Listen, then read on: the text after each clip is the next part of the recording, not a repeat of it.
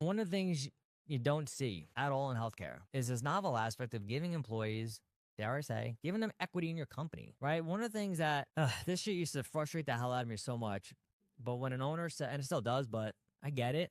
But when an owner says, I want them to treat it, I want the employees to treat this business like it's their business. That's cool. They don't own the business. You do. So it's very easy to say that and just say, hey, treat this like your own.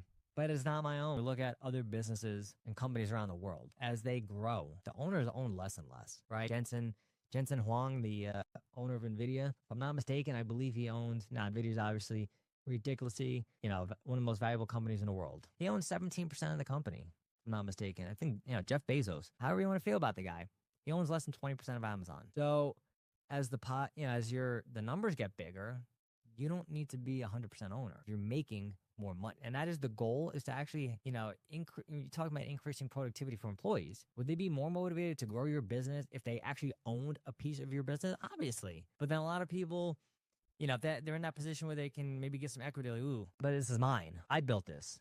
This is my money, my time. And maybe it was 15 years ago, maybe 10, 15, 20 years ago. They're still remembering what they did back then.